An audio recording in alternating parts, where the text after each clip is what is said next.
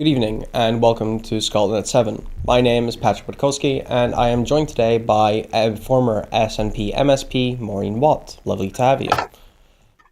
Hi, Patrick. Good to see you too. Hello.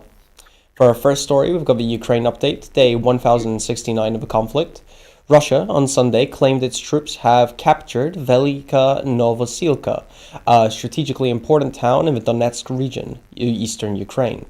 The statement could not be independently verified, and Ukraine's 110th Separate Mechanized Brigade said its troops had only strategically withdrawn from certain parts of Velika Novosilka to avoid encirclement.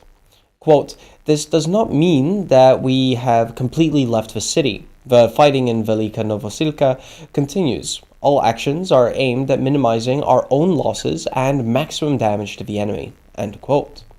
The brigade said the withdrawal would make it topographically difficult to Russians to advance by making the river an obstacle. Continued quote of them saying that the enemy will have no peace. Any movement is cut off by shells and drones. Russia also claimed that its troops have taken control of the settlement of Zelin in the Donetsk region. There was no independent confirmation. Zelin lies south of Pokrovsk, where Russia has incurred mass casualties in a grinding campaign against Ukrainian defenders. In its latest Russia-Ukraine war assessment, the Institute for the Study of War said Russian forces recently advanced near Toretsk, Pokrovsk, Kurakov, and Velika Novosilka. Ukraine's military said it destroyed 200 Shahed drones in an attack on warehouses in the Oryol region of Russia, saying that concrete structures were hit where thermobaric warheads, which are used to equip drones, were stored. This is information about a strong secondary detonation. Ukraine on Sunday claimed a further successful drone strike in Ryazan oil refinery southeast of Moscow. It was the second attack on the same site in less than 2 weeks. Kiev said the refinery is one of the four largest in Russia and is used by Moscow's Air Force, saying that explosions and a fire were recorded in the targeted area, they said. Russian regional governor in Ryazan, Pavel Malkov, said Russian air defense had destroyed drones over the region and that authorities were assessing the damage. Russian officials routinely falsely claimed that all attacking drones were destroyed and any damage was only caused by falling debris.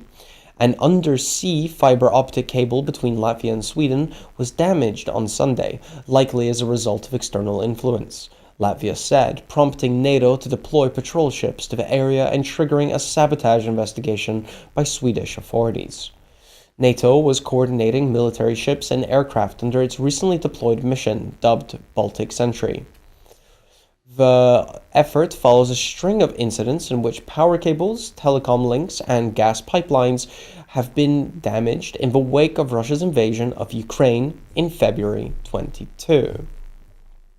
Maureen, passing over to you, looking at some of these concerns over Latvia fiber potentially being damaged, who would have an incentive to cause such damage, and who would do it? Well, I think the first answer that one would alight on is probably Russia. They want to be constant disruptors, in my view.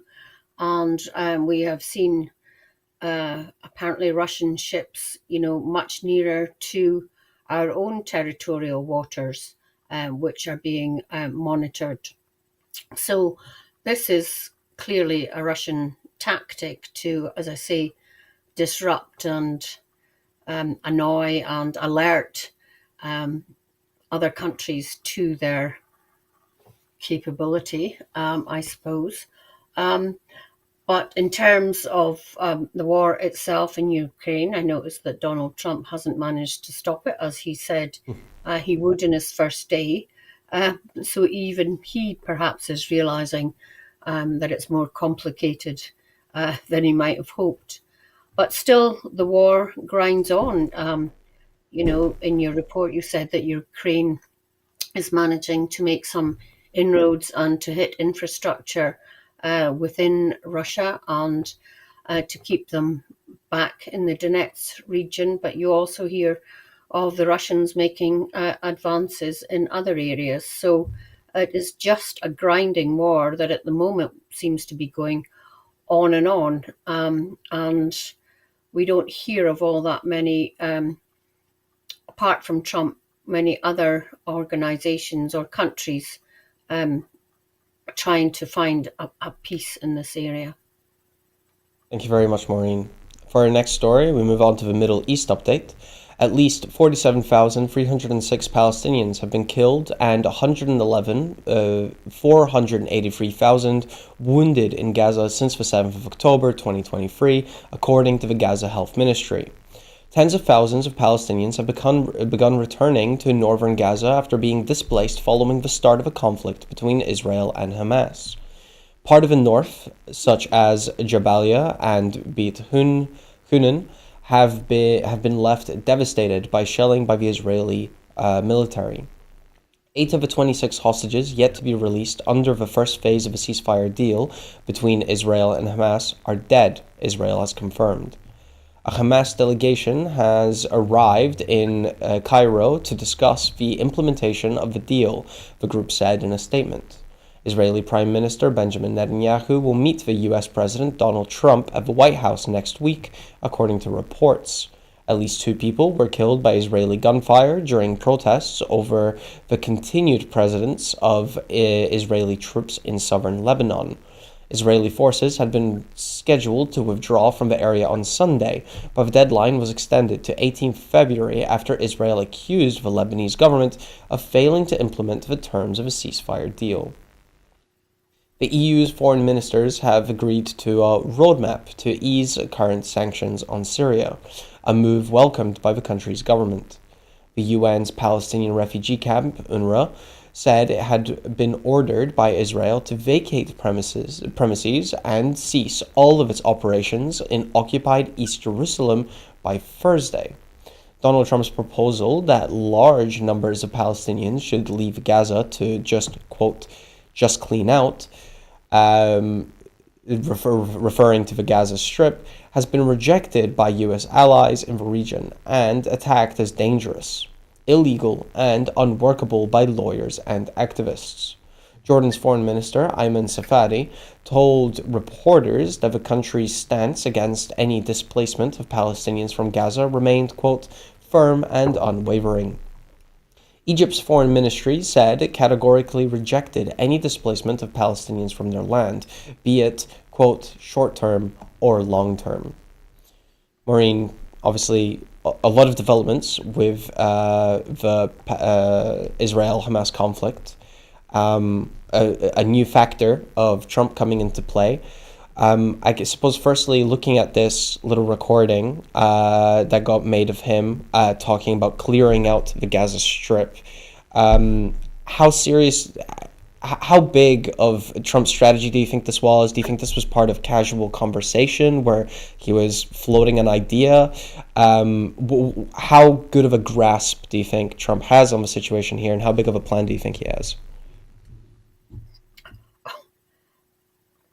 My first reaction is I simply don't know. I don't know if he's thought about any of these things seriously before he opens his mouth, or whether he just gets an idea in his head and before thinking it through opens his mouth. I think his words about a clean out of Gaza is definitely, in my view, a call for ethnic cleansing, and thank goodness that the neighbours in the region have said absolutely not, and that there should be no displacement. Thank goodness that there are more of the grown-ups in this conversation. I mean, clearly there is a huge job of reconstruction to be done in Gaza, which obviously the Israelis don't want and would love Israeli settlers to move into Gaza. I think we had a conversation about this many months ago.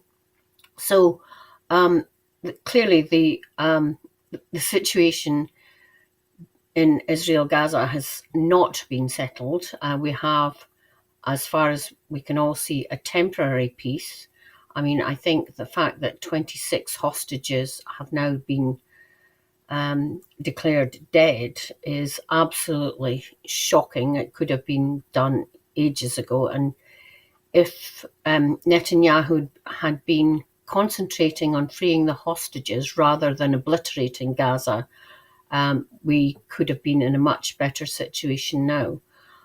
But, Trump claiming that we've got some progress, maybe there's a bit of progress, but it certainly isn't any lasting peace. Thank you for Maureen. Shifting over to Scotland, where the First Minister sets out major increase in NHS capacity. People across Scotland will have better access to NHS treatment through increased capacity, expanded primary care services, enhanced use of digital innovations, and a range of other measures, First Minister John Swinney announced today. Speaking to representatives from across the health and social care sector, the First Minister set out action to drive down waiting times and reduce pressures on frontline services.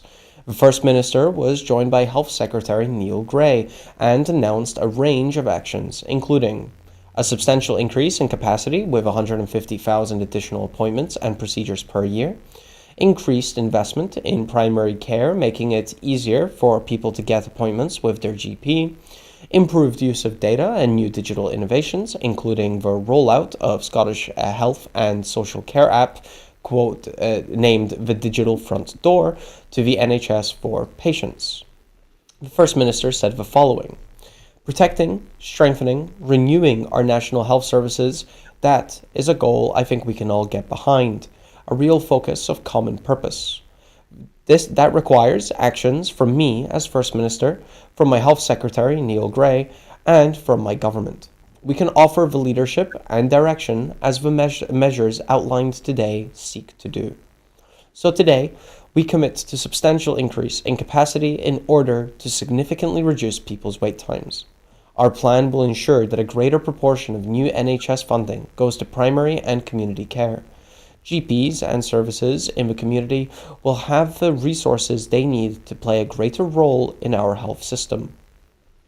This increased investment will result in GP services that are easier for people to access. That is important in terms of people's confidence in the health service.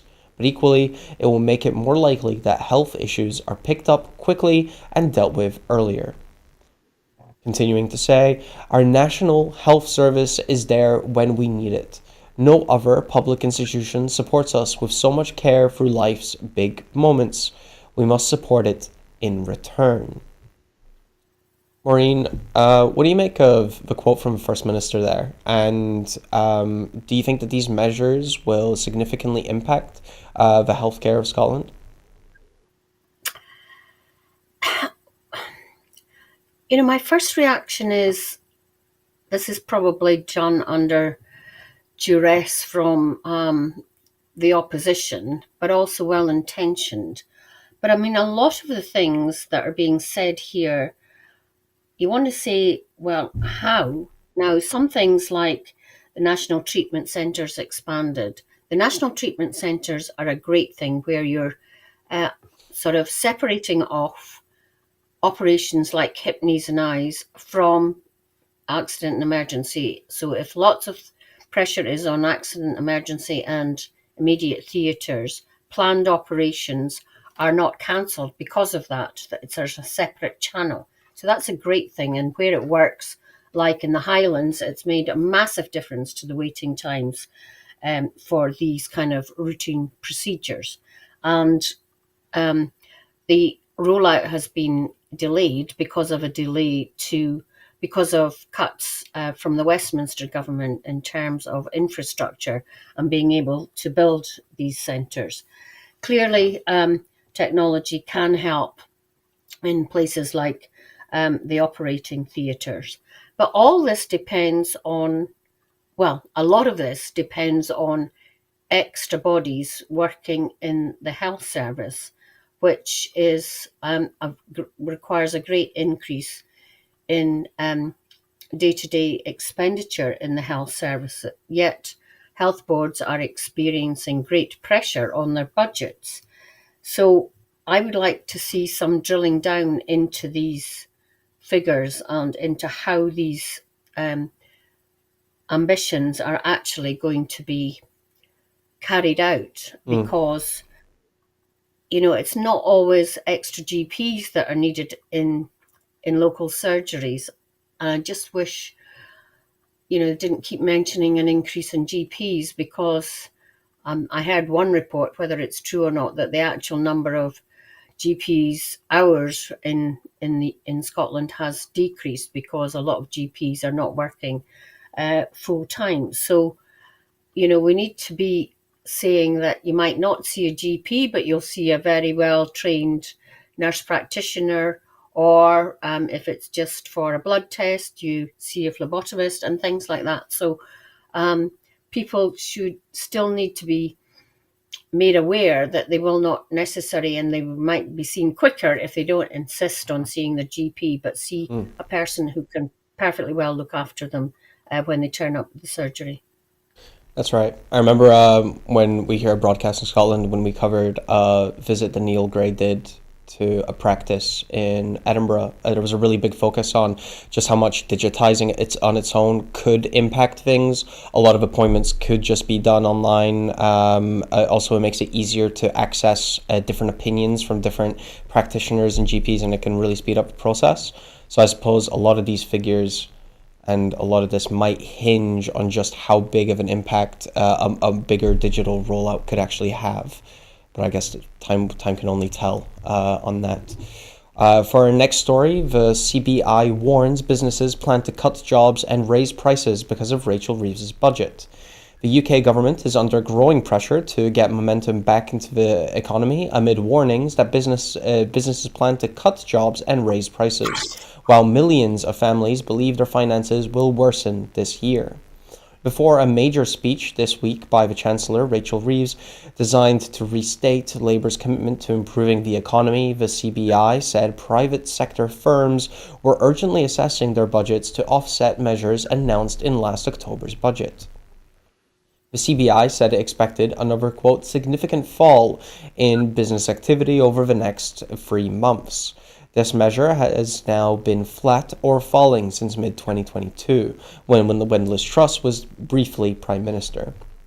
Business leaders have said they will need to take action after the Chancellor's autumn budget included a £25 billion increase in employer national insurance contributions and a 6.7% rise in the minimum wage. The SNP has responded to the CBI warning that businesses are assessing their budget to offset the Chancellor's budget measures by calling on Rachel Reeves that she must, quote, lower her jobs acts. The S&P Global Flash Purchasing Managers' survey has also revealed UK businesses are cutting jobs at the fastest pace since the 2009 financial crisis, outside of onset of COVID-19 in 2020. The debt charity Step Change said 41% of households expect their financial situation to worsen over the next year, with the cost of living crisis still looming large. S&P economy spokesperson Dave Dugan MP said, If all Rachel Reeves has in her locker is the same old Westminster playbook of cutting disability benefits and hammering businesses, then it really is the end of a road for broken Brexit Britain. It's difficult to remember a chancellor so calamitous. They drew castigation from both the CBI and debt charities at the same time. Just last week, the Labour government failed to rapidly grab the olive branch from the EU on a customs arrangement, demonstrating their pig-headed refusal to recognise the deeply entrenched economic ruin at the heart of the UK economy. You can't say growth is your priority while turning your back on the largest single market in the world. The Labour Party has hammered pensioners with cuts to the winter fuel allowance. It has pushed thousands of Scottish children into poverty with a 2-child benefit cap, and now it is going after disabled people, all while letting Davos non-dom tax millionaires off the hook. Maureen, what do you make of a statement there from Dave Dugan MP? Well, I think he's right, and just reiterating what all of us know. I mean, I think Rachel Reeves is really getting increasingly desperate as she see that her budget measures are um, decreasing growth in the economy rather than increasing it. And I think her announcing that Labour are going ahead with a third runway in Heathrow is just a desperate measure to try and show that they're going for growth when, is that really the kind of growth that we need to see and increase in aviation? I just don't see how that's going to affect the ordinary man in the street and wondering whether their job's safe. I just think they've completely lost the plot. I do not understand why they thought an increase in national insurance contributions was not going to result in a decrease in jobs and companies laying people off. And we're still not at the stage where it's being implemented. So companies are taking preemptive, what's the word? Preemptive steps to save their company by shedding jobs, and we've and making predictions as to what will happen, and it really does not look as if, as I say, the Labour Party, by pursuing Tory policies, is really going to set Britain on a different economic course. Thank you. Our next story, WASPy campaigners urge MPs to back the SNP's WASPy compensation bill. WASPy campaigners have today urged MPs to back the SNP's WASPy financial compensation bill, which is expected to go to a vote in the House of Commons tomorrow. The bill, tabled by Stephen Flynn, has already secured cross-party support from MPs of all the main parties at Westminster. Its full title is the Women's State Pension Age Bill, the Ombudsman Report and Compensation Scheme. And if passed, it would require the UK government to bring forward financial compensation for WASPy women. Ahead of a crunch vote, the SNP Westminster leader has written to all MPs urging them to, quote, keep, not break, their promise to WASPy women and finally deliver the long overdue financial compensation they deserve. It comes after the Scottish Parliament voted unanimously last week to demand the UK government provide financial compensation for WASPy women. In the vote on Tuesday, 14th January, every single party backed the SNP government motion, including all SNP, Tory, Labour Party, Green, Lib Dem and independent MSPs. Commenting, Chair of WASPy Scotland, Linda Carmichael, said, WASPy Scotland are pleased to support SNP MPs Stephen Flynn's 10-minute rule bill taking place in Westminster on Tuesday.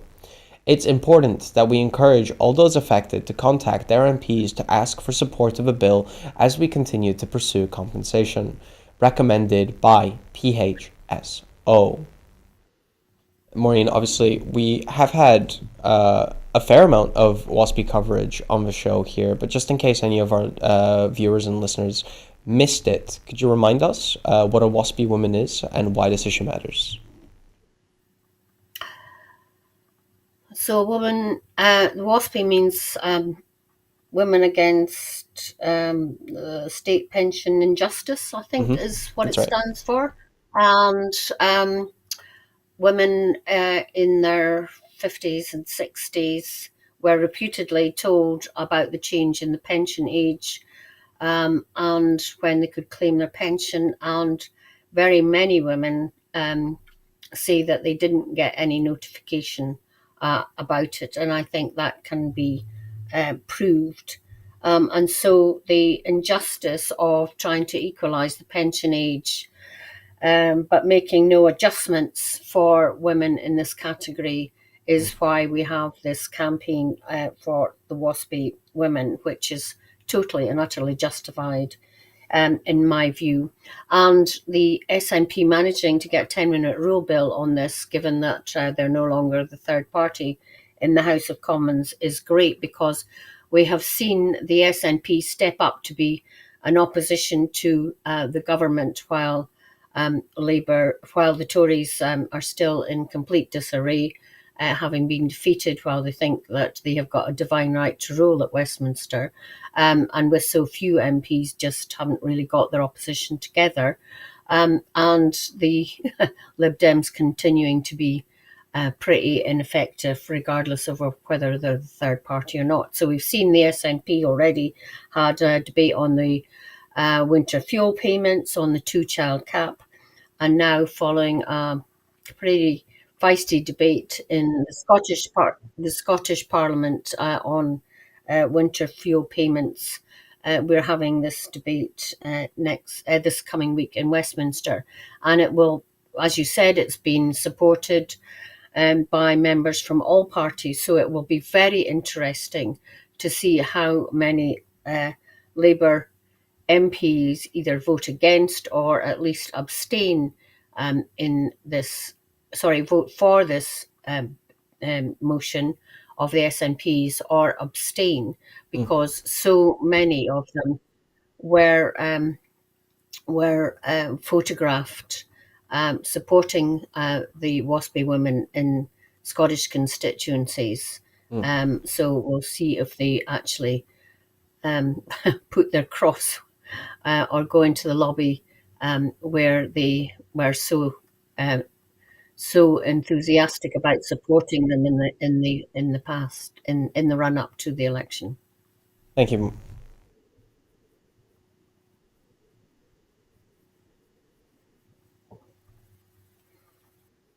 And so, I suppose the question here will be of where the whip will have to be in place, whether it will be for the Labour MPs or whether it will be for Anna Sarwar for Scottish MPs as well, since it doesn't seem like the official Labour Party position is to support WASPy, even though a lot of the candidates themselves in the past would have supported.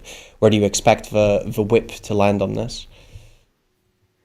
Well, I can't see as Anna Sarwar coming out and saying to Scottish Labour MPs, you must vote for the SNP motion. I can't see that. And we know how brutal Westminster whips of any party can be. So, whether they newly elected Labour MPs from Scotland stand by their principles or fall to the whip, we'll only see once they've been through the division lobbies. Thank you. And also, sorry for using you as a political encyclopedia like this. This one's actually, for me, a question for me. A 10-minute rule bill. I don't think I've heard this term before. Is this an official term? Does this mean something? What is a 10-minute rule bill? Yeah, it's, in the Scottish Parliament, we can, how there are motions put down, MSPs can put down motions, and you can mark it for debate and hope that you get called to debate it. I think something similar happens in Westminster, where at the end of the day, I think you can get a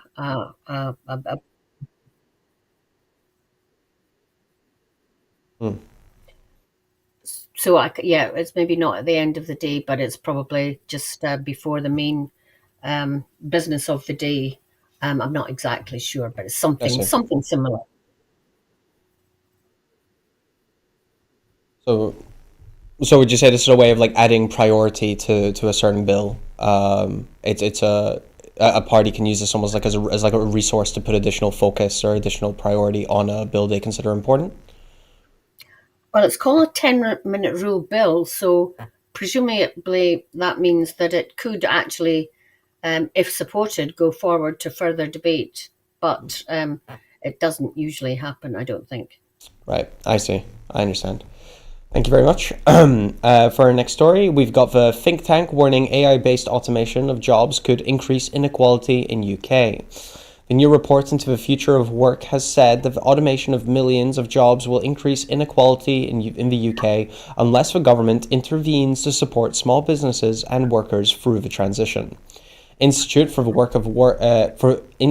Institute for the Future of Work, IFOW, think tank reports say that the UK ministers need to act in interest of those who will be made unemployed or whose jobs dramatically change, in order to prevent skills shortages hitting employers and workers from suffering a decline in job satisfaction and well-being. Artificial intelligence software is expected to become a widespread tool in factories, offices, and in the public sector, demanding new skills, the IFOW said. However, a survey of 5,000 UK employees found, quote, a pervasive sense of anxiety, fear, and uncertainty about the introduction of the AI technology, and that it could do their work. Christopher Pissarides, a Nobel Prize winner in economics and the report's main author, said ministers need to consider, quote, how AI can bring productivity and prosperity without putting people under more intense stress and pressure. How it can help us identify and deliver new opportunities without exacerbating growing divides across the country. He said the 3-year report, which also surveyed 1,000 businesses, discovered that while some major employers had developed tools to mitigate the effects of automation and AI to support staff, many smaller employers struggled to comprehend how they could transform the workplace and what skills and training of staff could be needed in order to adapt over the next decade. The report makes a series of recommendations, including establishing science centres, such as London's Crick Institute, in regional cities to prevent the capital and arc between Oxford and Cambridge from dominating innovations in fast-growing biotechnologies, and securing a disproportionate number of high-paying jobs.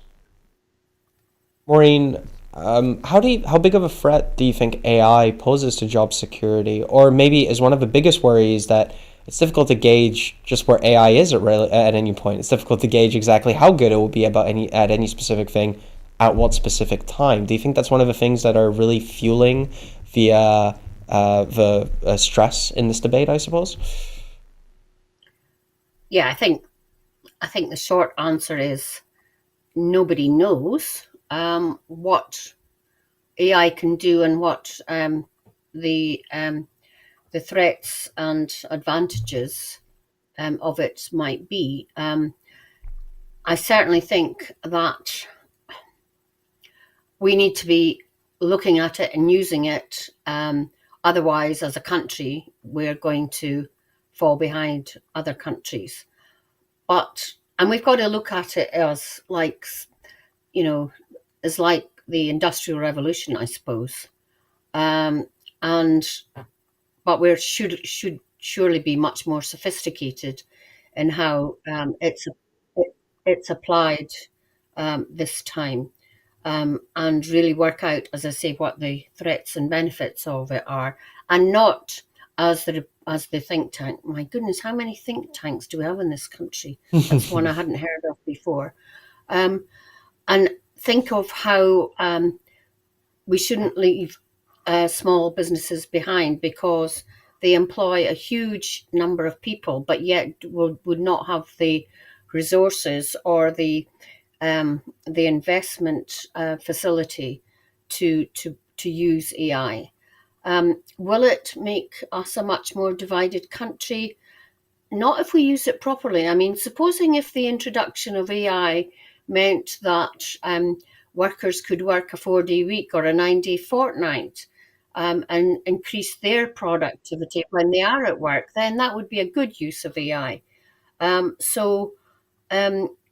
Is it at too early a stage to know exactly what's happening? Probably, but we shouldn't be passive in this. We must really be proactive in terms of what effect its use might have. Thank you very much, Maureen. And unfortunately, I don't think we'll see an end to the pop-up of any new AI-based think tanks anytime soon. I think if anything, there will only be more and more. Our next story, continuing on the trend of AI, are some serious concerns about DWP's use of AI to read correspondence from benefits claimants. Faced with 25,000 letters and emails every day containing pleas for support and personal information from some of the country's most vulnerable people, the Department for Work and Pension, DWP, is using artificial intelligence to read it all first, including the handwritten letters, and attempt to prioritize the most vulnerable cases for officials to get to. Human reading used to take weeks and could leave most vulnerable people waiting for too long for help. However, quote, Whitemail is an AI system that claims to be able to do the same work in a day. By implication, it deprioritizes other people, so its accuracy and how it reaches its judgments count. But both matters remain opaque. Despite a ministerial mandate, it is one of numerous public sector algorithms yet to be logged on the transparency registers by central government AIs. Whitemail was also piloted since around 2023, when the then Welfare Secretary, Mel Stride, said it meant those most in need can be more quickly directed to the relevant person who can help them. However, FOI reports reveal that benefit claimants are not told about its use. An internal data protection impact assessment said letter writers, quote, do not need to know about their involvement in the initiative. The assessment says correspondence can include national insurance numbers, dates of birth, addresses, telephone details, email addresses, details of benefit claims, health information, bank account details, racial and sexual characteristics, and details on children, such as their dates of birth and any special needs. People who work to support benefit claimants are now voicing, quote, serious concerns about how the system handles sensitive personal data. Megan Levin, the Policy and Public Affairs Manager at Turn to Us, a charity which helps people facing financial insecurity, said the system, quote, raises concerns, particularly around the lack of transparency and its handling of highly sensitive personal data, including medical records and financial details. Processing such information without claimants' knowledge and consent is deeply troubling. Maureen, it seems, I suppose, there are sort of two questions at play with the story. One, with these AI firms being private and keeping and having sort of closed systems, can we trust them with our data, the mass amounts of data that we're providing them with? And then on the other end, I think there's a question of reliability. We spoke about how these are developing technologies. Do you feel comfortable with AI at this stage prioritizing what sort of claimant benefits need to be prioritized first and seen to first? And to be fair, all claims still eventually hypothetically end up being processed and seen by and read by humans. It's just there's a priority given to which ones are seen first and last. How do you feel about that? Well, I don't want to minimize the severity of this, but if somebody had written this article on April Fool's Day, I would have said it was, an April Fool article. I mean, 25,000 pieces of mail to the DWP every day. Is that really right? Because if it's right, 225,000, I believe it was. 200, No, 225, 25,000. It says on my list. yeah, I read 25,000 letters a day. And Hmm. that's a hell of a lot of pieces of mail, given that we've got email as That's well. letters So and if you said, emails. I'm sorry, just to be clear. That's letters all and right, emails. so, Yeah, yeah, yeah. My so bad. yeah, okay, so if you'd said the email, if you'd said that robots were reading um, emails I can see the point of that. I Hmm. think that might be easier than, I mean, who the heck opens the envelope? Is it a robot that opens the envelope? I don't think so. I mean, as I say, I don't mean to minimize this, but where do you put them? I mean, once you open it, somebody's got to open the letter, and then does it put it into a kind of screen thing? Mm. I mean, uh, this just seems completely silly to me. I mean, if you think of the number of times you get chat box coming up when you've got a query of something, with your bank or something. I mean, it never really works out, does it, until you get hold of an actual person? So, I mean, this comes back to the previous subject about AI, yes, if it's possible to use it to the benefit of everybody, let's use it. But I just think if it's email, yeah, I can see how you can use it to kind of do the initial thing about checking whether the date of birth and the national insurance number works out. But there, I mean, imagine the different types of handwriting. How's it going to decipher some folks' handwriting? You Mm, know, if it was a doctor that was writing a handwritten that's letter. right. I mean, it just seems to me a bit far fetched, and I'd like to see more on this before I make any serious comment on it. To be honest. hmm I suppose more as a question of, I suppose, philosophy, assuming that everything does work, it can read all handwriting, it has no problem opening up the letter, it's got a perfect mechanical letter opener on hand at all times. Do you take a personal issue with just the concept that an AI could prioritize what claims need to be seen first, what claims need to be seen last? Is that just fundamentally on its own, assuming it all works? Do you see a problem with that? I think one benefit would be that it could negate any prejudice that some Mm, person might have against a particular letter, mm, or particular uh, claims that somebody might have, and it might not. It depends how it's programmed, I suppose, whether you can work out whether this is somebody who's trying to scam the benefits system or not. I really don't know enough about it to comment on that. that's right. Sorry, I understand that. I think that will take a certain amount of like scrutiny towards these AI companies, which will mean that they will need to be more open with some of this stuff, which is a whole wormhole of data. But yeah, for our next story, once again, another AI story. We've definitely got a theme. Global tech shares fall as Chinese AI chatbot DeepSeek upsets investors. Investors have punished global tech stocks on Monday after the emergence of a Chinese chatbot competitor to OpenAI's ChatGPT called DeepSeek, raising doubts about the sustainability of US artificial intelligence and its boom. The tech-heavy Nasdaq index in New York opened lower after investors digested the implications of the latest AI model developed by the startup DeepSeek. NVIDIA, the most valuable listed company in the US and a leading maker of computer chips that power AI models, lost more than $400 billion in stock market value in early trading as its shares declined 13.6%, while Microsoft shed $130 billion and Google's parent, Alphabet, declined in $80 billion. Nvidia's fall, which wiped about $465 billion off its value, was the biggest in U.S. stock market history, according to Bloomberg. The DeepSeek AI assistant topped the Apple App Store in the US and UK over the weekend, above OpenAI's ChatGPT. Shares in other AI-related companies based in the US, such as Tesla, Meta, and Amazon, all fell when US markets opened.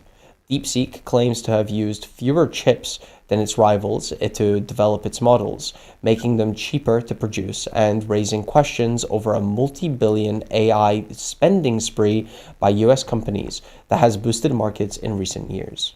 The company developed bespoke algorithms to build its models using reduced capability H800 chips produced by NVIDIA, according to a research paper published in December.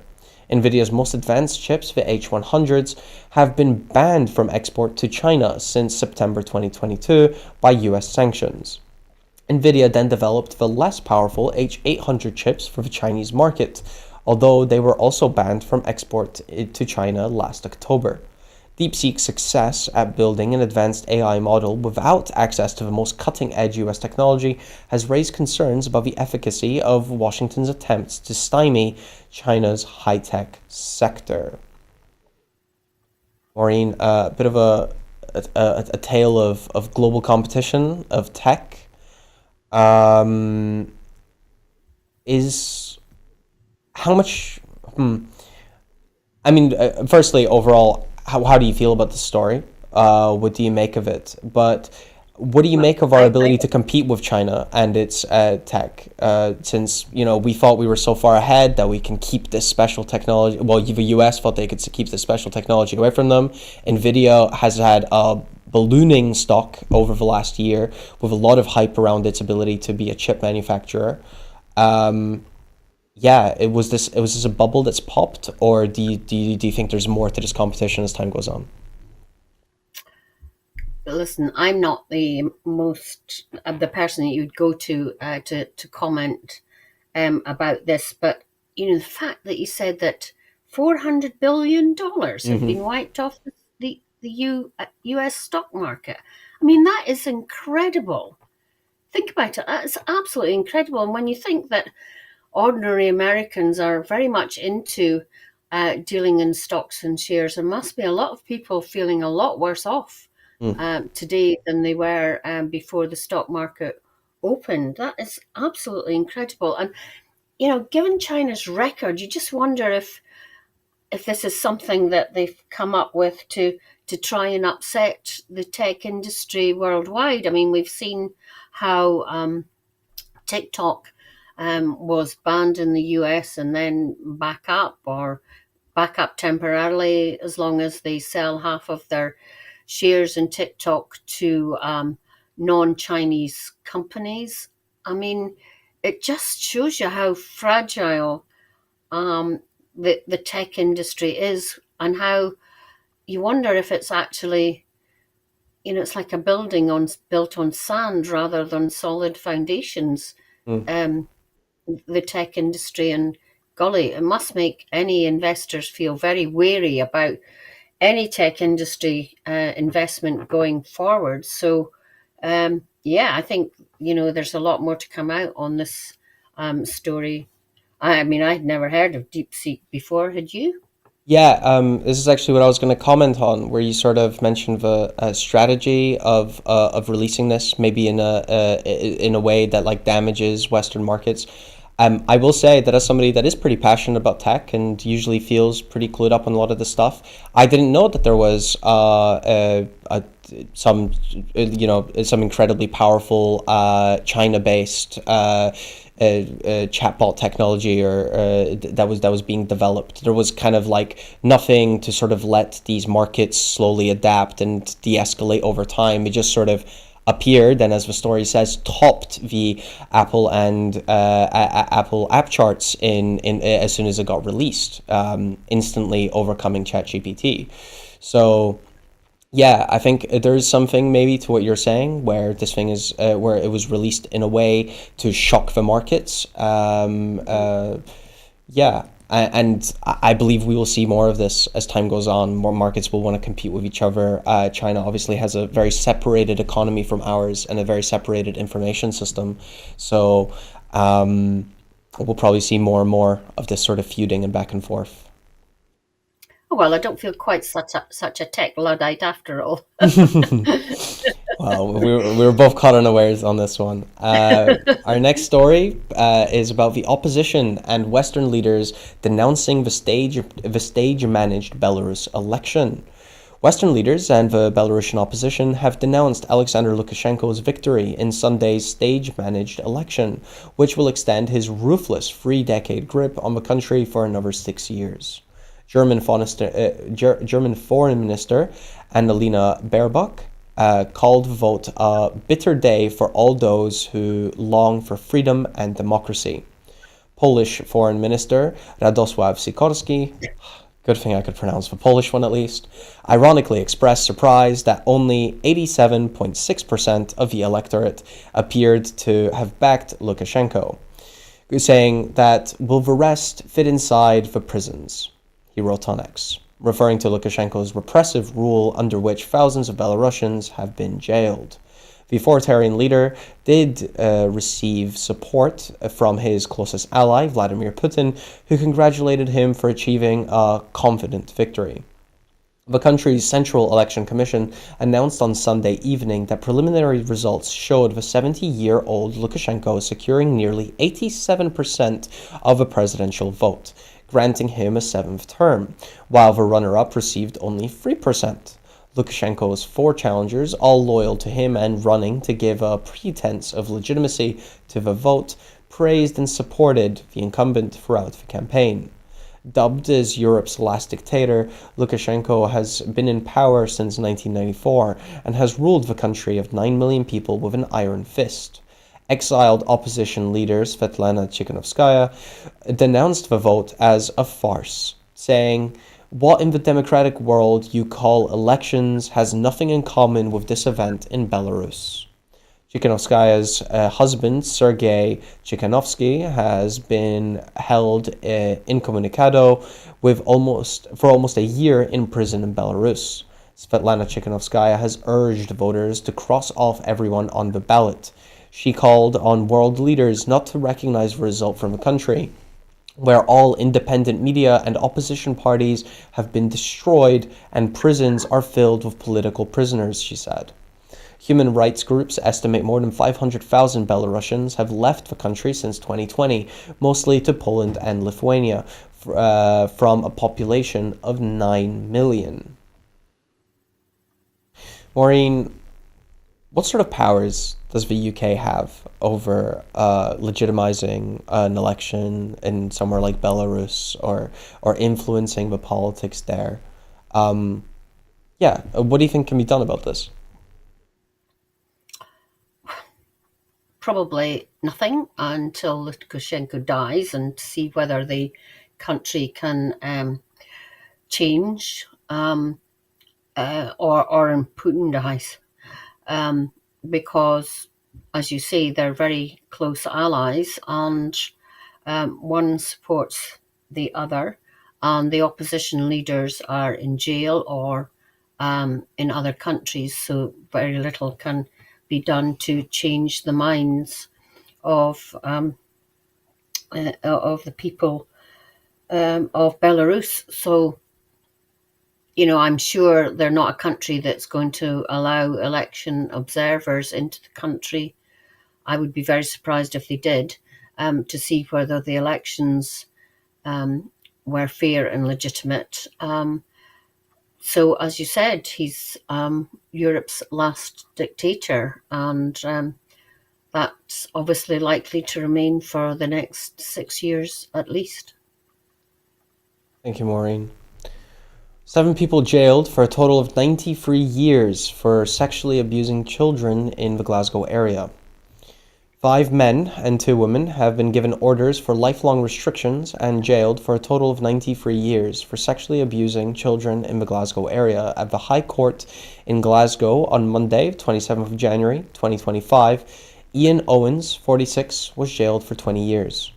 Elaine Lannery, aged 40, for 17 years. Scott Forbes, aged 51, charged for 8 years. Barry Watson, 48, for 9 years and a half. Leslie Ann Williams, 42, for 14 years. Paul Brennan, 42, for 15 years. And John Clark, 48, for 10 years. They were convicted in November 2023 following an 11-week trial at the High Court in Glasgow. The offences took place between 2012 and 2019 and were reported to police in June 2019, following an extensive investigation. 11 individuals were arrested and charged in October 2020. Detective Inspector Leslie Ann McGee said, "I hope today's outcome can help the young victims in moving forward. This was a long, complex, and challenging investigation for a team of officers and staff who had to work through the most harrowing evidence to bring those responsible for these despicable crimes to justice. Since the investigation began, we've worked closely with a range of partners in social work, health education, Crown Office, and the third sector to protect and support the victims." Police Scotland say that they remain committed to supporting victims of sexual crime and protecting children from harm and abuse, and will use all available resources to find and arrest the abusers, no matter how much time has passed. Detective Inspector Leslie Ann McGee urged anyone who is a victim of abuse to speak to police in the knowledge you will be listened to, taken seriously, and fully supported. Maureen, obviously a very harrowing, difficult case here. Um, how would you comment on it? Yeah, I mean, it's as you say, it's just absolutely awful, and there's just no words to describe how terrible this is. Um, I was hoping that Scotland, where we have a situation that nobody, if they see something's wrong, should not do something about it. In other words, it's your responsibility, whether you're in education, social work, police, health visitors, anything, that if you see something wrong, you follow it up. But this is clearly a case that's, managed to go on for several years and take several years to bring people to justice. My thoughts are with the families and the young people involved. I mean, clearly they're going to suffer post traumatic stress disorder from this trauma for years and years unless they get really good long term help, and even access, even realizing that you need help is going to be um, difficult for people to come to terms with. But I'm glad no length of term to me would be enough for people who carry this out. And um, I hope it becomes increasingly rare and is just, we manage to just completely remove it from our society. And much of police time these days is taken up with investigations into sexual abuse, which may have gone back decades. But I'm glad that these people are never let off the hook, and we're coming to get all of you. Thank you very much, Maureen. Um, Continuing a sort of bittersweet tone, I suppose, of Storm Eowyn recovery. The Scottish Government's Resilience Room, SGORR, met this afternoon to hear about further progress to reconnect power and reopen rail lines and schools following Storm Eowyn. It heard 5,900 properties are without power, with the vast majority expected to be reconnected in the course of today or tomorrow. Network Rail has restored enough infrastructure to allow around 75% of services to resume and is working at pace to open up the remaining lines. At least two schools are confirmed to be closed tomorrow. Justice and Home Affairs Secretary Angela Constance said the following. 3 days after the worst of Storm Eowyn, we can see how the sheer scale of the damage continues to impact Scotland's return to normal. I want to thank everyone who is playing their part day and night to get services back up and running. Utilities companies are working as fast as possible in often challenging weather conditions and have reconnected over 280,000 properties. Around 5,900 properties are still without power, and companies are in touch with those households to estimate restoration times and offer welfare or other support.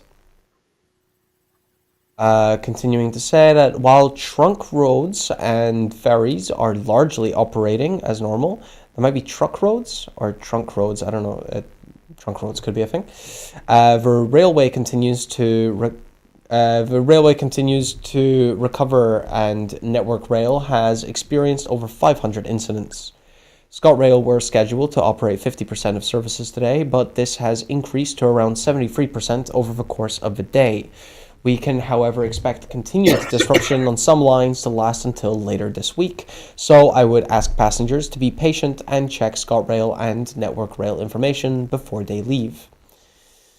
She went on to say that a very small number of schools will be closed tomorrow, and relevant councils will be in touch with parents and pupils where appropriate. Maureen, Storm Eowyn, did it have much of an impact where you are, and how do you see these recovery efforts playing out? Yeah, we had a number of trees down round about us, and one road blocked until the tree surgeon came along.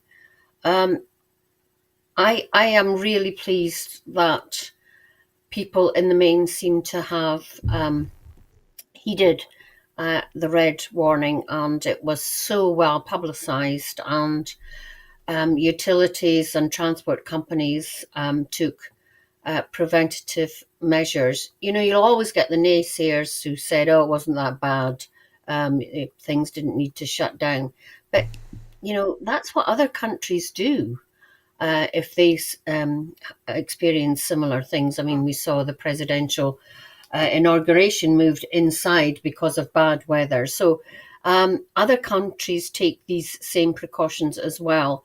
And otherwise, we would have had much more loss of life, probably, than we had, unfortunately. I think one young person lost their life, and we haven't, experienced many injuries, I don't think. So, yes, it leads to, loss of revenue and people maybe losing some wages, but it's better than many people losing their lives. And I think then the recovery is so much quicker if people heed the warnings in the first place. And is this a portend of what's going to come with climate change? So I think we're getting much better at resilience to adverse weather events, and hopefully we will continue to learn from them. Thank you, Maureen. I'd like to think that that claim of "oh, it wasn't that bad" gets harder to and harder to make uh, as things like social media and just like the publication of like different areas expands. I know that social media, at least mine, it was very willing to show off some roofs being blown off, trees collapsing in areas.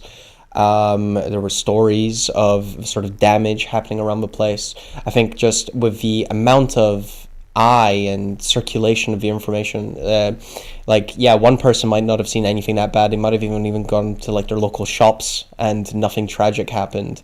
But you never know where these accidents could take place. And knowing that there is actually a chance that they do happen, and they do happen indeed, should be able to inform people of the severity that some of these storms can really carry. And One thing that yeah. one thing you didn't hear, just I'd like to say this, Patrick. One thing you didn't hear from the mainstream media was that the Queen's Ferry crossing stayed open throughout the whole of the adverse weather conditions. Now, as soon as it's closed because of icing of the rails, you'll hear from the mainstream media. But you didn't hear that it was when other bridges were closed that it stayed open. It's interesting. Very quick to criticize and quite Yeah. silent when it comes to praise. Well, you will hear it here, though. We do cover, thanks to Maureen especially. And with that, we do bring a close to our episode today of Scotland at 7. Thank you very much to our guests. Before I go, I do want to remind you that at Broadcasting Scotland, we depend on the generosity of our supporters. To everyone who has donated and to everyone who has signed up to make a regular monthly payment, thank you very much. We raised £20,000 from April to the end of 2024, £16,000 short of our £36,000 target. We had to borrow that remaining money to pay our bills and survive. But the pressure is still on, and we need to find enough regular donors to give us that financial security. We face costs of over £4,000 every month, but only receive donations of £2,500. We need more regular subscribers, but we need to clear our debts as well. Our programs will always be free to view. However, if you can afford £5 a month, please consider becoming a Broadcasting Scotland supporter. And please donate whatever you can afford. Once again, thank you very much to Maureen Watt for your insight and your commentary. It was lovely having you. Thanks, Patrick. Good to see you again. And goodbye, and thank you for watching to all of our listeners and watchers.